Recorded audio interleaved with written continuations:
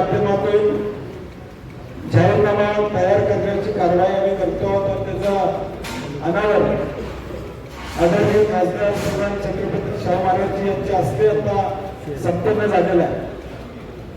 आमचा कॅम्पेन असं आहे, कोल्हापूर कसं तुम्ही म्हणशील तसं, म्हणजे कोल्हापूरची जनता म्हणेल त्या पद्धतीनं हा कॅम्पेन आम्ही त्या ठिकाणी घेणार आहोत.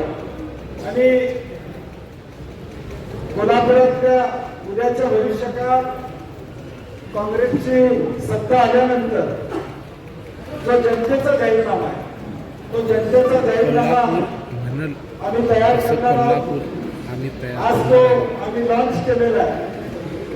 पुढच्या 7 दिवसात साधारणपणे 29 तारखेपर्यंत लोकांच्याकडून सूचना मागवणं, या शहरामध्ये लोकांना काय अपेक्षित आहे, आम्ही म्हटलं तसं कोल्हापूर कसं तुम्ही म्हणशील तसं, या भूमिकेतून आम्ही त्याचबरोबर आज एक QR कोड आम्ही लोकांसाठी देतोय. व्हॉट्सअप नंबर एक देतोय 7028073599 ही टॅगलाईन आम्ही 7028073599 हा व्हॉट्सअप नंबर आम्ही कोल्हापूर शहरातल्या आणि जगभरातल्या कोल्हापूरमध्ये राहणाऱ्या लोकांसाठी जाहीर करतोय. आज कोल्हापुरातले अनेक मंडळी पुन्हा बेंगलोर जगभरामध्ये IT क्षेत्रामध्ये काम करतात. त्यांनाही वाटते की आमच्या मातृभूमीमध्ये जन्मभूमीमध्ये काहीतरी व्हावं.